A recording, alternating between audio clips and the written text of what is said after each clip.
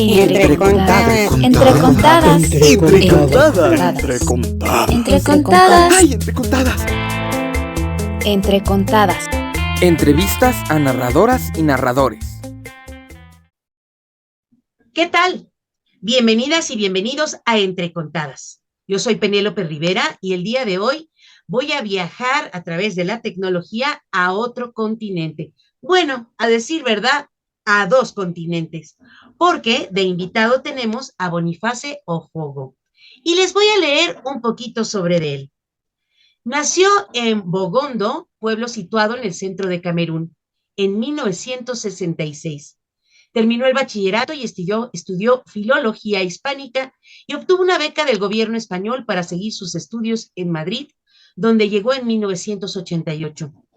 Es máster en migraciones y relaciones intercomunitarias con especialidad en mediación intercultural.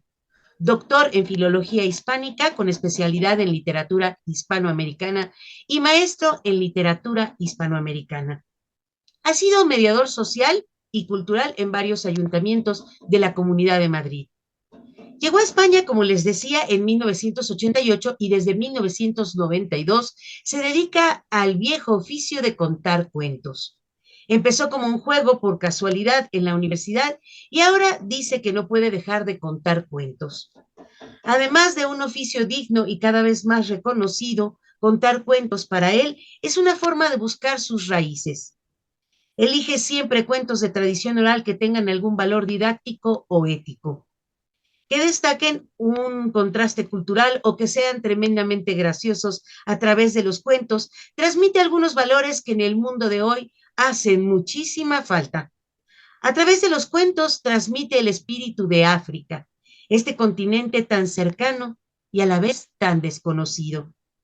Es autor de Una vida de cuento, una autobiografía en la que se resalta la importancia de la tradición oral en África. También ha publicado el libro El León Candinga, que forma parte de la inagotable tradición oral de los Bantú, una tribu que vive en las sabanas y selvas africanas, desde el centro de Camerún hasta Sudáfrica. Es especialista en fábulas, leyendas, mitos y tradiciones de África Negra. Bonifacio Ofogo se ha dedicado al arte de contar cuentos desde hace años. Sus cuentos le han llevado hasta los Pirineos del Sur, el Festival del Sur, la Feria del Libro de Guadalajara e innumerables encuentros e iniciativas culturales en España, Colombia, Argentina, Cuba, Brasil, México, Marruecos, Venezuela, Chile, Cabo Verde, Costa Rica, entre otros muchísimos más. Pero bueno, damas y caballeros, quiero darle la bienvenida a Entre Contadas a Boniface. ¿Cómo estás, Boniface? Muy bien, contento. Muchas gracias, Penélope, por invitarme a esta conversación. Pues muchas gracias a ti por aceptar. Tienes muchos fans en el mundo hispanoparlante, y bueno, pues muchos fans que somos de la cultura africana. Y me gustaría que nos compartas cómo eras de niño, cómo era la palabra en tu casa, cómo era eh, la conversación, de dónde te viene lo platicón, de dónde te viene la narración oral. Cuéntanos como tu historia de pequeño, tu historia de pequeño. Bueno, la verdad, a mí, yo soy narrador oral de nacimiento. Es decir, que a mí me criaron los cuentos, me crió la palabra, soy hijo de la palabra. Desde mi más tierna infancia, es decir, desde el momento en el que aprendí a hablar, también en ese mismo momento aprendí a contar cuentos. De hecho, contar cuentos fue la forma como me enseñaron a hablar, contando cuentos. Entonces yo tengo muchos compañeros, compañeras por el mundo que me preguntan, ¿qué curso, quién te formó? Dije, pues, a mí me formaron los abuelos y las abuelas de mi pueblo, ¿no? Una vez en Madrid me pedían un certificado de curso de formación que haya recibido como narrador oral. Yo le dije, mire, es que los abuelos y las abuelas que me enseñaron a contar a mí no me dieron certificado porque no sabían ni leer ni escribir. Sí, muy interesante lo que compartes, porque la oralidad es tan antigua como el hombre y la humanidad misma, ¿no? Y es algo que se transmite de palabra en palabra.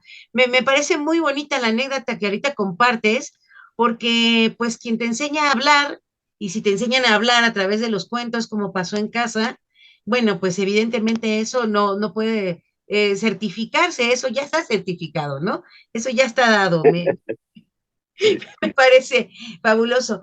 Y cuéntame, ¿qué te contaban en casa? O sea, mitos y leyendas de allá, o te contaban cosas cotidianas, ¿y quién era la persona que más intercambiaba palabras contigo?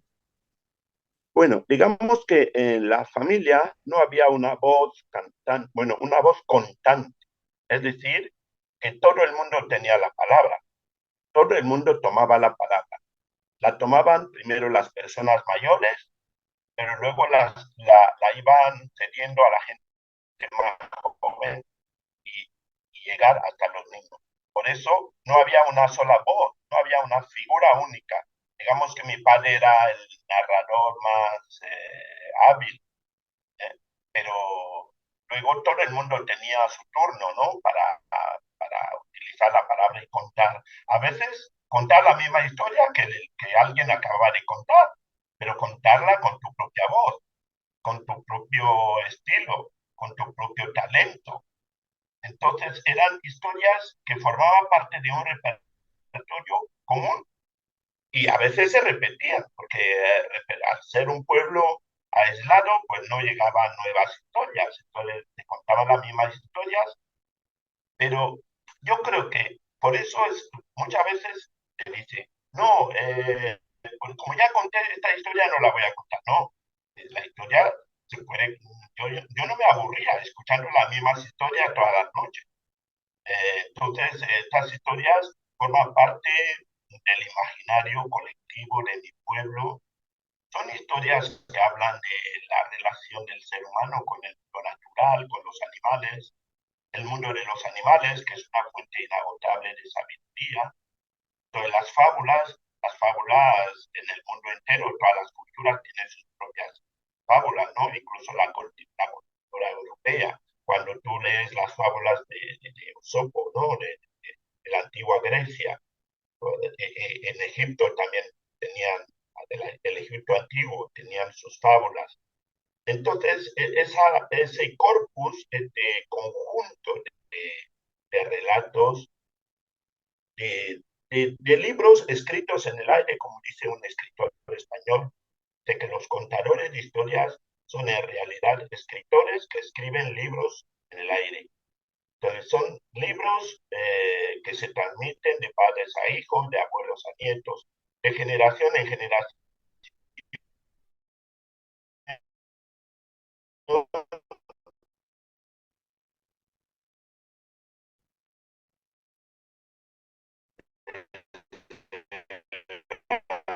Noche de los tiempos son a acceder al pueblo, de mantener.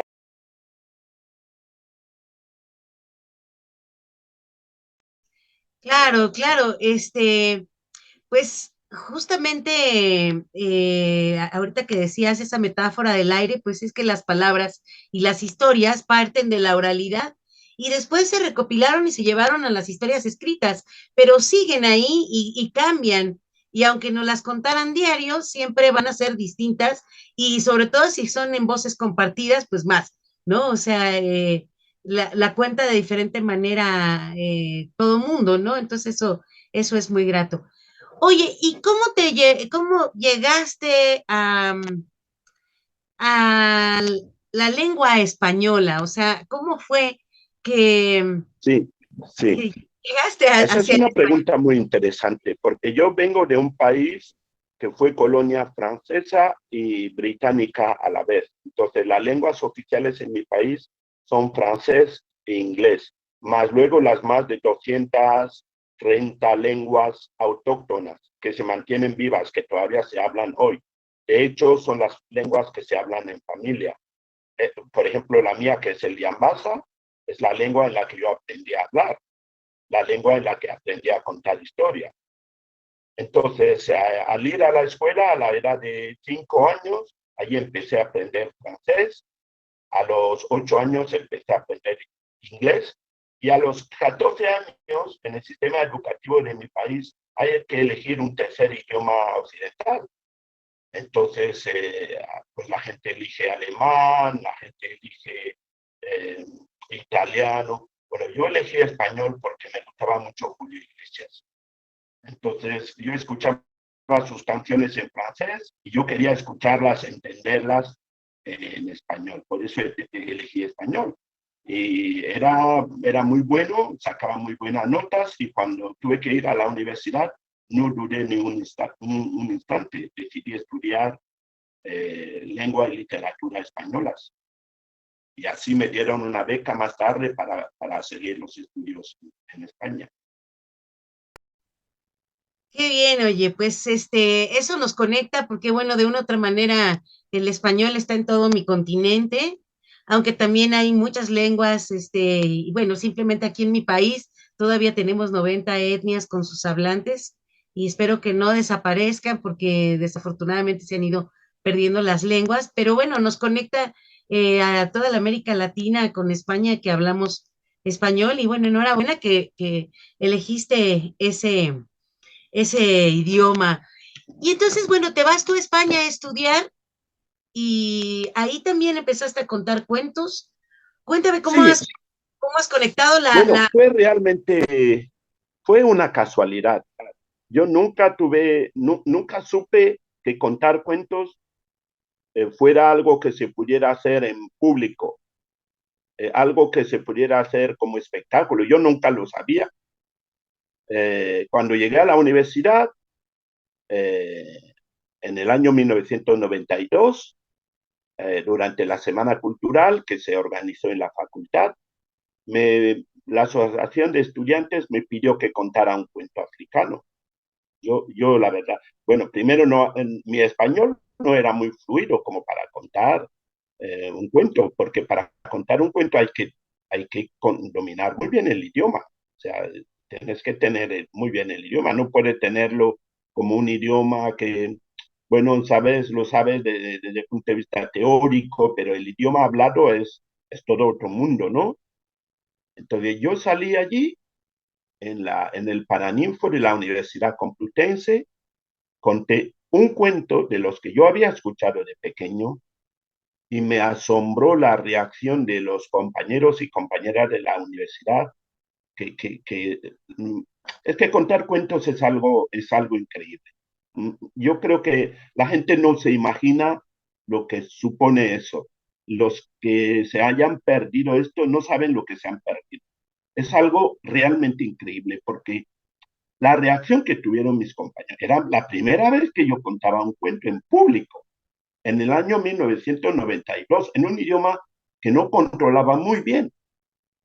Y la reacción fue tan entusiasta, bueno, yo me sentía allí como una estrella de rock, ¿no? Por contar un cuento. Y bueno, la gente me pedía pues autógrafos, bueno, fotos no, porque no todo el mundo tenía cámara entonces, ¿no?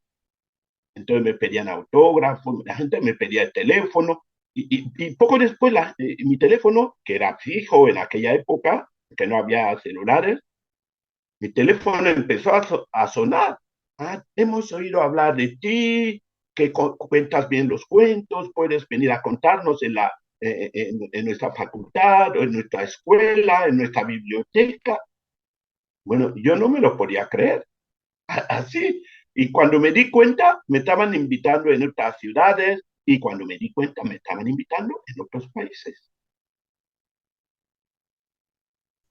qué bonito, ¿sabes? Es como que la palabra fluyó y simplemente te abrazó y te dijo, vamos para todos lados, ¿no? Sí, Y, y conectaste muy bien lo que tú has estudiado, porque bueno, pues la literatura hispánica y bueno, la filología eh, tienen una relación con los cuentos. ¿Cómo has fusionado todo eso que tú eres académicamente, porque eres investigador y eso? ¿Cómo lo has fusionado con la oralidad, con la escena, ¿Cómo lo has fusionado? Bueno, mira, siéndote sincero, yo en un principio no veía, yo creía que eran cosas muy separadas, no veía el vínculo, no unía la teoría con la práctica. Fue después, de hecho fueron otros los que me hicieron ver que dentro de la práctica que yo estaba haciendo había una base teórica muy importante. Por ejemplo, el manejo del idioma. Una de las cosas que mucha gente me dice cada vez que termino de contar cuentos, oye, qué bien te expresas, qué bien hablas español. La gente no sabe, mucha gente no sabe que yo lo estudié. Pero ¿cómo es posible? Tú vienes de un país donde no se habla español. ¿Cómo puedes? Pero en España mucha gente me dice, hablas español mejor que nosotros. Pero claro, fue después cuando yo empecé a darme cuenta de que, claro, el hecho de haber estudiado filología hispánica, cómo construir las frases, cómo la dicción, cómo pronunciar, elegir las palabras precisas, concisas, cómo construir un relato, cómo mantener la atención del público. Todo esto tiene una base teórica, pero yo tengo que ser honesto para decirte que no fue algo que yo me planteé desde el principio. Lo fui descubriendo con el tiempo. Fíjate, qué interesante, eran como dos cosas que estabas practicando y que estabas viviendo y aprendiendo de forma paralela, pero que tenían una sincronía que después la descubre uno. Creo que a veces pasa así, que, bueno, a mí me pasa, yo tengo tres oficios y los tres trato de relacionarlos y la verdad es que en todos el centro es la narrativa en todo lo que hago. Y he encontrado eso. Me imagino tú fuiste encontrando en ese camino como estas conexiones que siempre estuvieron, pero que no estaban presentes, solo iban sucediendo poco a poco, ¿no? Sí, sí, exactamente. Sí, yo creo que las mejores cosas de la vida ocurren así. Se llama serendipia. O sea, Sí. encuentras algo que no buscabas. ¿Eh? Y lo que buscas no lo encuentras. Y curiosamente. Me encanta la serendipia. Yo creo que es una de las cosas que me gustan. Es como estos hallazgos maravillosos que no espera uno, pero que hay en el fondo también te llaman, ¿no? En el fondo también necesitabas, o sea, ese hallazgo que apareciera eso que encontraste o que pudiste encontrar, ¿no? Sin pretensión de encontrarla, ¿no? Sí, finalmente yo echo la mirada atrás, me doy cuenta de que no son casualidades. O sea, hay una explicación racional detrás de todo lo que nos pasa. ¿Cómo? Yo no sé si me hubiera dedicado a estudiar matemáticas, yo no sé si hubiera terminado contando historias o no, pero claro, el hecho de que yo estuviera estudiando letras, claro, me predisponía. Yo desde muy pequeño en la escuela primaria, mis compañeros siempre me decían que cualquier cosa que yo contaba atrapaba a la gente, pero ya desde muy pequeño.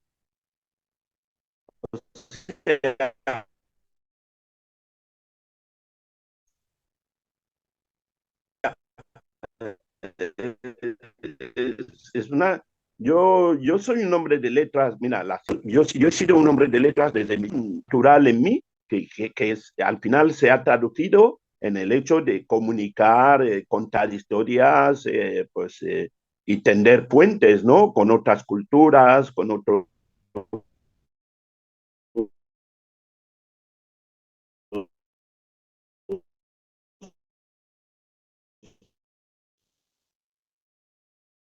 Ay, como que se fue la señal un poco. Países, con otros mundos, ¿no? Sí, Sí, sí, sí, sí, definitivamente, ¿no? La palabra era lo tuyo, la palabra escrita y la palabra hablada. sí. ¿Y cómo empezaste a seleccionar cuentos? O sea, ¿eran los que tú conocías y luego cómo fue que te adentraste en el mundo de los mitos y las leyendas? imagino que también te llevó, bueno, pues todos los estudios que has realizado, pero ¿cómo eliges los cuentos que tú quieres contar? Bueno, yo en un principio desde el principio tuve claro que lo que quería contar, yo quería contar las historias africanas. Desde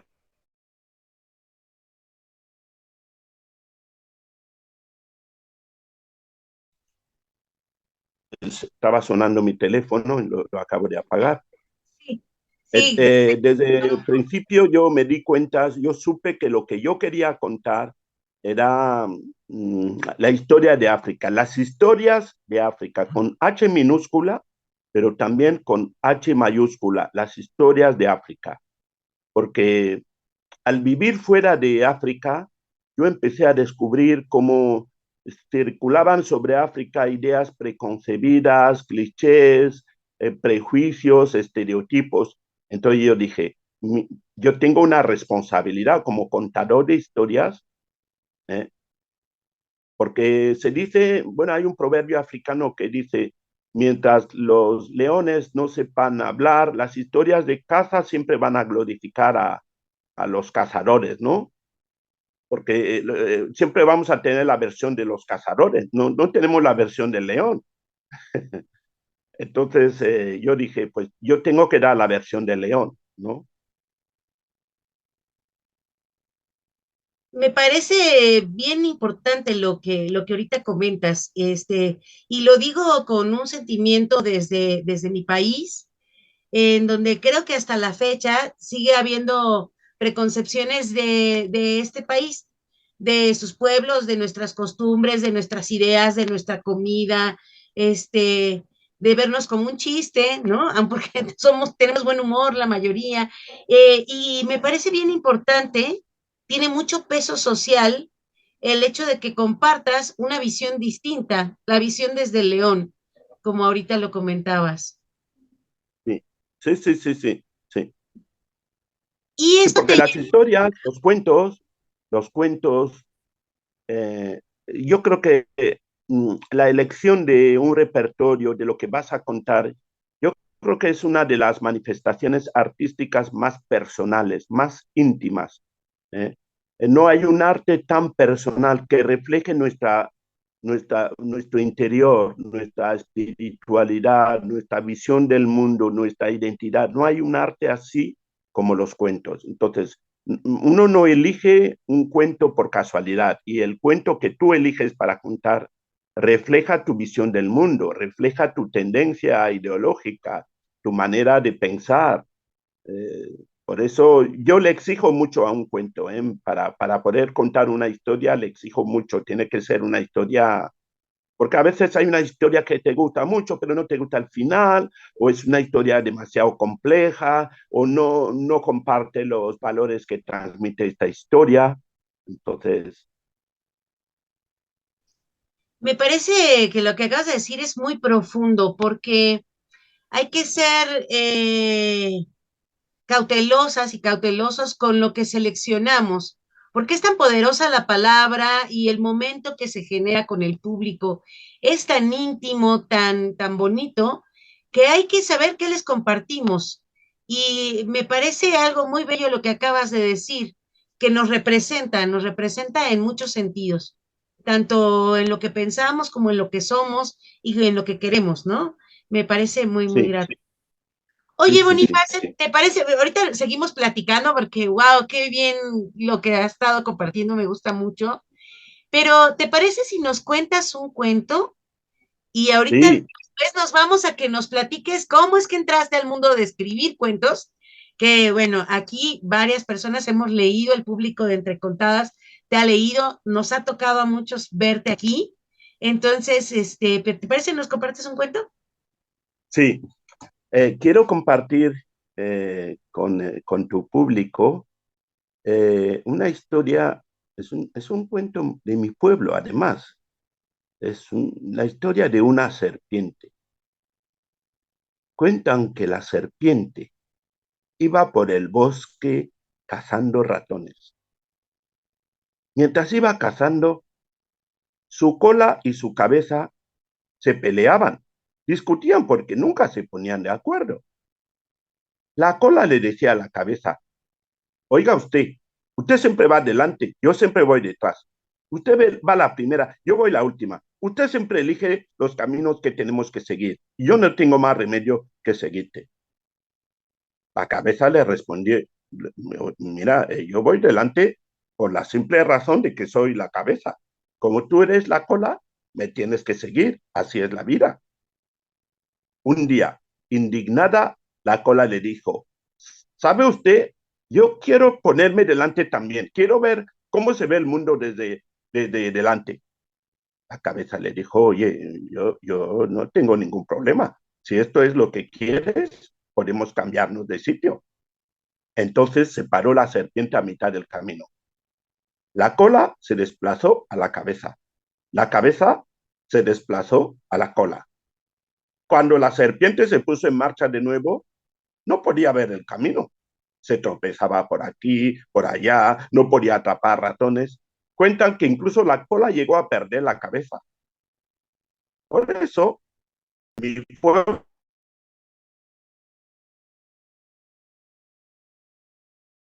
hay que aprender a respetar el orden natural. Tiene que ir delante y la cola detrás.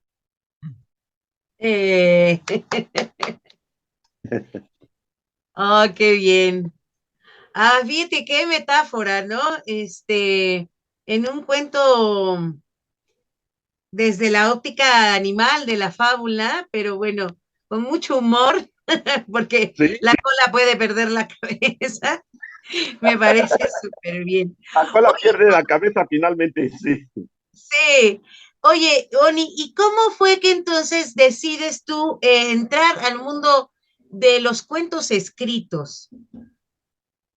Bueno, yo empecé, otras de las cosas que me ocurrieron sin que las hubiera planeado yo, porque la gente empezó a pedirme, editoriales que empezaron a pedirme, oye, este cuento es muy bonito, hay que publicarlo. En un principio me costó aceptar porque yo no veía como un cuento nacido para ser contado, un cuento eminentemente oral, podría pasar a la escritura.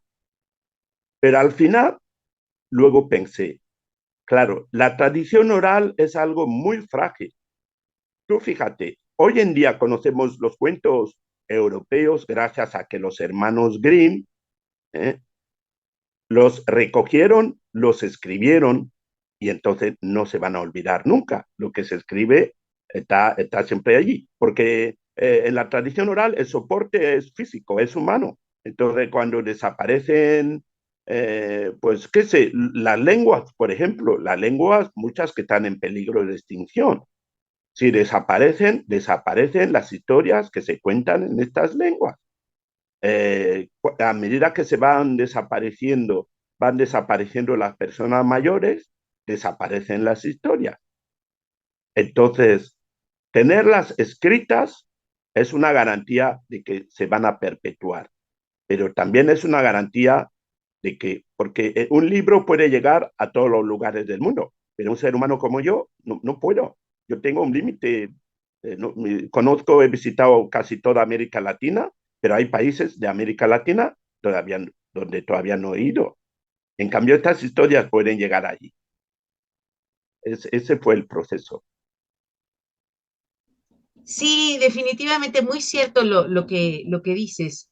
Eh, Gracias a la compilación de las historias, pues bueno, hemos logrado, como dices, perpetuar las historias y eso pues nos genera una garantía de que las voces de antes y las ideas y las historias de antes estén en el presente, en los libros siempre. Y como dices, puedan viajar a mucha distancia.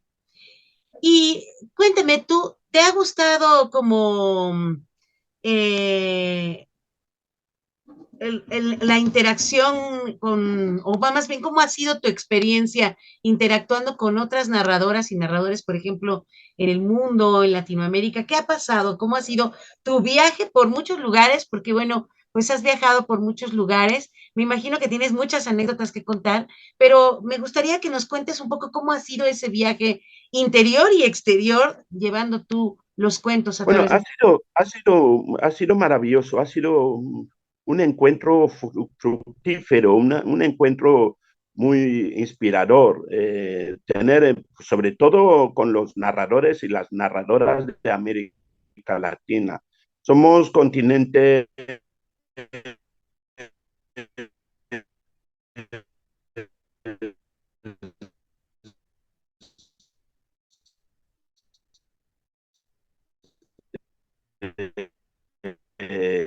hermanados nuestras culturas, seguido procesos históricos muy parecidos, pueblos que históricamente han mente. Entonces, y para mí, los mejores narradores y narradoras están en esos dos continentes, África y América Latina, ¿no? Sin menospreciar a los compañeros y compañeras que cuentan en Europa, en América del Norte, pero América Latina y África para mí son las dos cunas que hay de la palabra oral. Lo son casi, yo diría casi genéticamente, ¿no? Cuando yo veo a los narradores y narradoras mexicanas que vienen de una tradición, bueno, ancestral, o sea, la palabra les brota, o sea, la palabra es algo casi, es lo que mucha gente me lo ha dicho a mí, cuando subo al escenario, yo siempre digo, por favor, no vean a un humilde ser humano, no vean a un narrador. Es que yo estoy aquí, no soy más que un mediador, soy un soporte, soy un representante. Detrás de mí hay una cultura milenaria, hay ancestros y ancestras que son los que han permitido que estas historias vean la luz y que se perpetúen, que se transmitan de generación en generación. Entonces, yo no soy más que un eslabón en esta cadena, ¿no? Encontrarme con, para mí descubrir América Latina fue, no, no, fue increíble, me cambió la vida, me cambió la vida. Yo siempre digo, es una lástima que no haya más intercambios, más conexiones con África, ¿no? Porque somos continentes tan hermanos que yo creo que es importante que haya estos puentes, estos lazos culturales, a falta de lazos diplomáticos, ¿no? Entonces, una vez estaba yo en Costa Rica, me hicieron una entrevista y yo expliqué al periodista lo importante que eran los cuentos en la construcción de puentes entre las culturas, ¿no? Y al día siguiente titularon El diplomático de los cuentos. Me encantó. Sí, qué belleza, oye. Porque en efecto, la palabra nos une y como dices tú, sí hay muchas coincidencias, siento, culturales, con sus diferencias, pero siento que hay muchas coincidencias culturales de América Latina. Y ahora me gustaría que nos compartas tú un poco cómo haces tú tu proceso, o sea, de tu selección de los cuentos, cómo dices, bueno, voy a montar este espectáculo, ¿cómo me voy? Eliges un tema, los cuentos llegan a ti, te piden los cuentos, tú los seleccionas, los elaboras. ¿Cómo haces tú el proceso? Un poco porque, bueno, el público de Entre Contadas principalmente son narradoras, narradores, mediadores, pero bueno, lo ve el público en general, pero bueno, nos gustaría que nos compartas un poco de tu proceso. ¿Cómo le haces tú? ¿Qué haces? Mi Cuéntanos. proceso, mira, Penélope, mi proceso es muy parecido al proceso que sigue un cocinero. Cuando alguien va a cocinar, primero tiene que decidir qué va a cocinar, qué quiere cocinar. Pescado, carne, verduras, y a partir de ahí se va al mercado. Tiene que seleccionar cuidadosamente el producto. El pescado no vale cualquier pescado, tiene que mirar la calidad del pescado, tiene que ver si está fresco. Y si no está fresco, puede cambiar de opinión. No, hoy no voy a cocinar el pescado. Voy a cocinar más bien la carne porque hoy el pescado no está bueno. Entonces, a partir de allí, tiene que, cuando ya tiene la materia prima, o sea, porque la materia prima de la cocina es lo más importante. Si cocinas un pescado que de mala calidad, por muy bien que lo cocines, por muy buen cocinero que seas, no va a salir bien. O sea, lo primero es la materia prima. O sea, la materia prima es el cuento. Luego, a partir de allí, tienes que seleccionar los ingredientes con los que vas a cocinar ese plato. Pues es lo que yo hago. Entonces, muchas veces, a partir de un cuento que me llega, a partir de allí construyo un espectáculo. Digo, esta historia es muy bonita. Puedo buscar más historias para acompañar esta historia, para construir un espectáculo.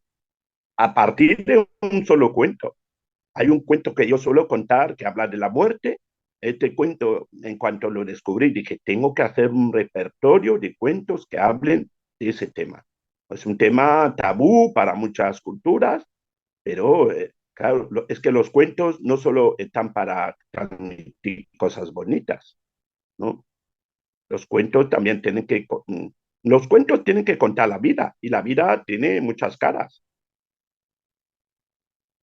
Sí, me parece bien importante lo que acabas de acotar, porque aquí en mi país creo que cada vez menos, pero siempre se le atribuye más los cuentos o contar cuentos a la niñez, a las familias. Pero en realidad, no siempre se tiene que contar historias para niños y no siempre historias con finales felices, ni siempre historias fantásticas. Yo creo que contar historias es contar historias de todo y me parece muy simbólico lo que dices que pues el platillo principal es un cuento que puede estar acompañado de otros cuentos. Y creo que con eso tiene mucho peso porque complementan a ese que es el poderoso, el que va a decir lo que tú quieres decir, ¿no? Sí, sí. Efectivamente, yo tengo, bueno, el cuento del León Candinga que termina con la muerte del protagonista, ¿no? Entonces, cuando la gente me dice, qué extraño, porque aquí en Occidente no estamos acostumbrados, entonces yo les digo, este es un cuento descolonizado, porque la mayoría de los cuentos que se conocen de África son cuentos que han pasado por el filtro de la moral cristiana, de la moral burguesa, de la cultura occidental. Digo, pues este es un cuento descolonizado, es un cuento de verdad, tal como se cuenta. Porque ha habido una tendencia a mutilar los cuentos populares, edulcorarlos, envolverlos con, ¿sabes?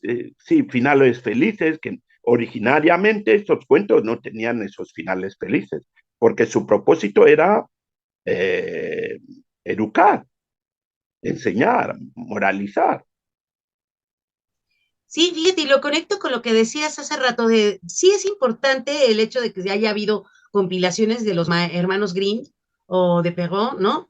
Pero, ¿qué pasó? Que hicieron los finales felices y después eso se hicieron, pareciera que eran cuentos para niños, que no eran cuentos para niños, con toda esa intención moralizante, aleccionadora, evangelizadora, en donde yo creo que hasta los de los pueblos de Europa fueron colonizados por la misma idea cristiana, ¿no? O sea, se perdieron. Sí, Y sigue habiendo otras colonizaciones que no es propiamente las de ese momento, en donde sigue habiendo esta estructura en las películas, en el cine, de el final feliz, y hay una antimuerte del todo. Hay un antifinal trágico, a veces pasa una tragedia y lo vuelven héroe, pero pareciera que hay como una renuncia a que haya cosas que nos conmuevan, que nos duelan, que nos desaten las emociones aparentemente negativas.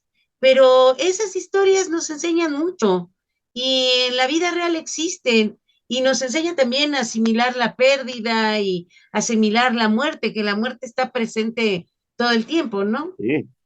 No, ese cuento que yo suelo contar sobre la muerte dice, es un pensamiento de los Bantú, yo soy Bantú, dice que los seres humanos más felices de la Tierra son los que saben, crecen con la conciencia de que son pasajeros, que tienen fecha de caducidad, que algún día morirán. Y como lo saben, pues no pierden el tiempo con cosas inútiles, se dedican a ser felices. En cambio, hay otros que creen que son inmortales, entonces se dedican a acumular cosas que no les sirven para nada, y al final mueren y son enterrados solo con un traje, ¿no? Sin nada. Dejan todo lo que han acumulado aquí para otros. Sí, definitivamente. Y veo bien importante ahorita lo que tú comentas con esta historia. Veo bien importante plantear otras formas que no sean las que se han expandido de esta cultura occidental que nos conquistó a gran parte del mundo y que incrustó de manera muy tremenda ideas que no propiamente coinciden con la vida misma y que hasta se espantan, como dices, les cuesta mucho trabajo, como ver, pasa aquí con México, que somos muy de la muerte, muy de bromear con ello, muy de festejar en la muerte, y incluso cuando alguien se muere, no es que no nos duela, sino que es como una despedida distinta, porque hay muchos rituales. Y creo que a muchas personas les cuesta mucho trabajo esta asimilación que viene con nuestra cultura, porque crecimos así, porque no es no es una construcción de ideas eh, que tiene que ver con lo correcto o lo incorrecto de allá, solo es, ¿no?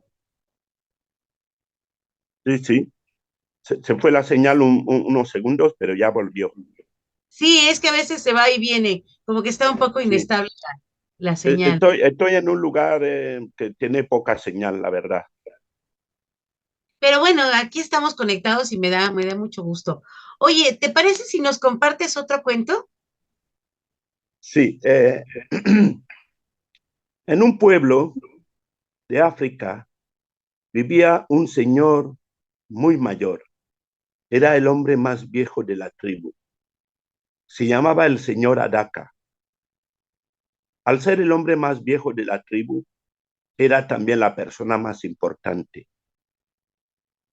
El señor Adaka se sentaba todos los días en el centro de la plaza, mientras la gente joven se marchaba al campo a trabajar. Y su trabajo consistía en contar historias a los niños y niñas que se habían quedado en el pueblo. Un día, el señor Adaka estaba rodeado de niños contándoles cuentos. De repente vio acercarse un joven que le dijo: buenos días, anciano. Yo vengo de un pueblo lejano. En mi pueblo ya no se puede vivir porque hace meses que no llueve. En cambio, llego aquí, veo que este pueblo es muy verde, ese pueblo es bonito, se ve que aquí llueve. Me gustaría quedarme a vivir aquí, pero señor, yo no sé si la gente de este pueblo me va a recibir bien. Señor, ¿cómo es la gente de su pueblo? El señor Adaka miró al joven y le dijo: joven, esta pregunta es un poco complicada, pero antes de responderte, te quiero hacer otra. ¿Cómo es la gente de tu pueblo?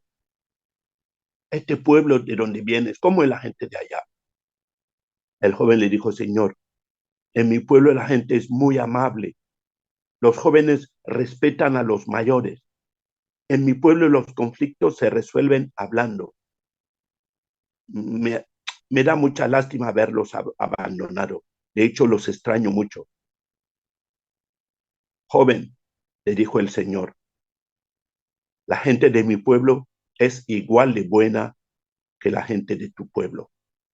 Aquí te van a recibir bien. Eres bienvenido. El joven se acercó al señor, le dio un abrazo y desapareció en el pueblo. Poco tiempo después, se acercó otro joven con una actitud así como arrogante. Le dijo: buenos días, anciano. Mire, vengo de un pueblo donde ya no se puede vivir, porque la gente allá, bueno, no sé, no llueve. Usted se da cuenta, no llueve en mi pueblo. Hace meses que no llueve. Y en cambio llego aquí y me gustaría quedarme en este pueblo, porque este pueblo me gusta mucho. pero yo no sé si la gente de aquí me va a recibir bien. Señor, ¿cómo es la gente de su pueblo? El señor Adaca le dijo, joven, esta pregunta ya me la han hecho, pero antes de responderte, yo te quiero hacer otra. ¿Cómo es la gente de tu pueblo? El joven le dijo, señor, usted no puede imaginar. La gente de mi pueblo es muy mala. Son envidiosos, son chismosos, son rencorosos, se pasan el día peleando. Por ejemplo, señor, usted se da cuenta. La gente de mi pueblo no supo darse cuenta de que yo era un joven inteligente. Me alegro de haberlos abandonado. Joven, le dijo el señor, la gente de este pueblo es igual de mala que la gente de tu pueblo. Aquí no te van a recibir bien. Prueba en otro sitio. El joven se marchó protestando, ni siquiera se despidió del anciano. Pero entre los niños que estaban escuchando los cuentos del anciano, había una niña que era su nieta. Le dijo, abuelo, hay algo que no entiendo. Me da la impresión de que acabas de engañar a uno de los dos jóvenes, porque ambos te han hecho la misma pregunta, pero tú les has dado respuestas distintas. No, le dijo el abuelo a su nieta, mi hija, yo no les he dado respuestas distintas. Yo les he dado la misma respuesta. La diferencia no está en mis respuestas. La diferencia está en sus corazones. El primer joven, el que confía en la bondad del ser humano, el que cree que el ser humano es bueno, este joven va a encontrar amigos allá donde vaya. Allá donde vaya, le van a recibir bien. El otro, el que cree que todo el mundo es malo, salvo él, este nunca va a tener amigos. Si nosotros tratamos bien a la gente nos tratará bien. Además, en la tierra no existe ningún pueblo donde toda la gente sea buena. Y no existe ningún pueblo donde toda la gente sea mala. En cada pueblo hay buenos y hay malos. Muy bien, oye, muchas gracias. Gracias por compartir. Qué cuentazo, qué cuentazo. Me gusta Bien mucho esta profundo. historia, sí. Me gusta un montón. Oye, ¿y qué público es el que más te gusta?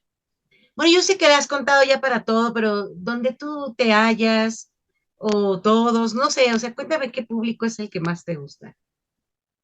Bueno, un narrador oral africana es todoterreno, porque allá los cuentos, no existe esta finura de separar cuentos para niños, los cuentos son para todos. Cuando yo asistí a las veladas de cuentos en torno al fuego en mi pueblo, ahí estábamos todos, niños, mayores, abuelos, todo el mundo estaba allí. No decían, ahora vamos a contar los cuentos para mayores, los niños váyanse a la cama, no, se contaban cuentos. Entonces, yo tengo cuentos para todo tipo de público. Mi público predilecto es el público infantil, porque, porque es casi natural que les brote la alegría. Al público adulto, hay muchos adultos que no se atreven a ser felices. Entonces te lo tienes que ganar. Tiene la resistencia. En cambio, los niños, desde el minuto uno, ya. Y de hecho, esta mañana he estado contando aquí en una ciudad de España que se llama Valencia. Terminé y eran 40 niñas y niños. Se levantaron todos, vinieron a abrazarme. Esto es espontáneo. Esto no ocurre con los adultos. Se entregan, ellos se entregan, son tan honestas y honestos que van a decir si les gustó o no les gustó. Sí, son Y espontáneos, son súper, sinceros, son honestos. Sí. sí, eso es lo mejor como del público infantil, o sea, de las niñas y los niños, que siempre nos van a decir la verdad. y o van a decir, tu cuento no lo entendí, o tu cuento no me gustó, Sí, no, o y si hay algo que no entienden, te lo preguntan. ¿Y esto qué significa? Me gusta, sí. sí, oye, y cuéntanos una anécdota donde haya sido una situación muy difícil contar, o sea, que haya sido muy difícil, o el público, de eso en donde pasa que no quiero estar aquí o ya quiero que termine, ¿tienes una anécdota así en donde te haya sido difícil? Mira, hace una semana, no, 2 semanas, hace unas 2 semanas, en el País Vasco, aquí en España, tuve una función en un centro cultural.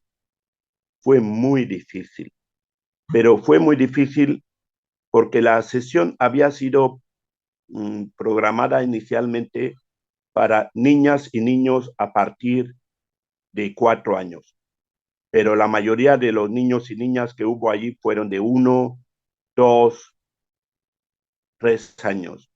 Y por este desajuste fue muy complicado, sí, la sesión, sí. Pero normalmente es muy difícil que no consiga hacerme con el público, es muy difícil, sí. Sí, fíjate que contar para la primera infancia, o sea, para pequeñititos, híjole, es algo muy complejo, sobre todo si están pequeños, porque la atención se va muy rápido, este, tienen que ser cuentos muy de su interés, muy sensoriales, o tienen que estar acompañados con la participación de los adultos, porque si no, realmente es un reto, a llevar, y si es mucha cantidad de niñas y niños, uff, ¿no? Cuesta más como el control del Sí, público. sí, sí, sí, sí. Sí, oye, pues pues bueno, ya casi estamos por concluir la entrevista y me gustaría que nos compartas, bueno, no sé si tengas algo más que no hayas dicho también, que tú, pues que quieras compartirle al público de las cosas que has hecho, no sé. Bueno, cada uno de mis viajes a México es una experiencia única. Y este año vuelvo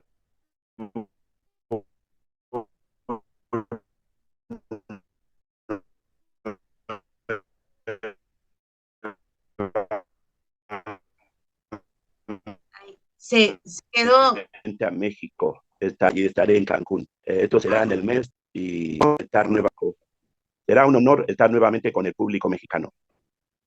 qué bueno, fíjate que se cortó un poco y ya no escuchamos qué ¿Sí? mes estarás aquí. Estaré a finales de septiembre, principios de octubre. Excelente, pues bueno, será un placer, estimado público de Entre Contadas, ya irán a ver, yo me tocó verte como espectadora cuando viniste al festival con Armando Trejo, a mí me gustó mucho tu Con trabajo. Armando, sí, Sí, sí. y bueno, pues qué bueno que vengas para acá, ojalá vengas a la Ciudad de México también, sería un placer para que igual pues te veamos por acá, esperemos. Seguramente, seguramente, sí.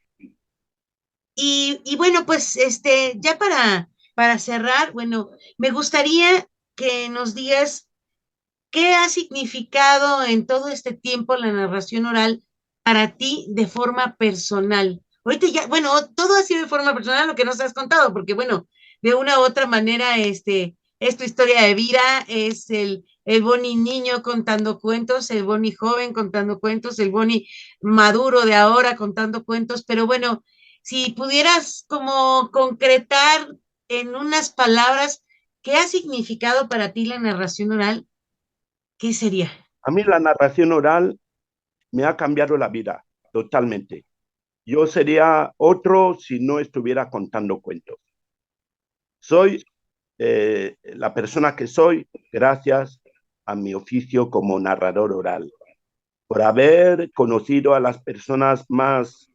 La gente que cuenta cuentos es gente muy especial y poder haber conocido a esta gente por tantos países, tener tantos amigos que incluso son como familia, es una familia transnacional. Entonces, me ha abierto el corazón, me ha abierto la mente, me ha O sea, me ha puesto el mundo, como el mundo para mí ahora es un pañuelo, gracias a los cuentos. Eh, entonces, yo estoy viendo cualquier cosa, una película, siempre la relaciono con algo que viví en Colombia, algo que viví en México, algo que viví en Chile, algo que viví allá en África. Entonces, esto es gracias a los cuentos. Entonces, yo estoy muy agradecido a este oficio, agradecido con los compañeros y compañeras que tienen una generosidad infinita. Gente, ahora mismo estoy en casa de un compañero en Valencia y la verdad es algo maravilloso. Así que yo celebré el Día de la Narración por todo lo alto con los compañeros y compañeras de Madrid y éramos de muchos países. Allá había gente de Italia, de Francia, de México, había gente de Colombia, gente de Perú. De hecho, rendimos un homenaje a una compañera peruana que se acaba de jubilar. Bueno, impresionante. Es un oficio muy bonito. Definitivamente, pues bueno, los cuentos nos unen, los cuentos generan puentes en todos los sentidos y bueno, pues la palabra es la importante y compartirla sobre todo a través de la oralidad. Muchas gracias. Vamos a poner aquí abajo tus redes sociales para que el público te siga y pues muchas gracias por compartir un pedacito de tu historia aquí en Entre Contadas. Gracias a ti, Penélope, por ofrecerme esta plataforma para poder dirigirme a tus seguidores. Un fuerte abrazo y hasta pronto. Muchas gracias, que estés muy bien. Y bueno, esto fue todo en Entre Contadas. Y nos vemos en la siguiente. Red de Narradoras México.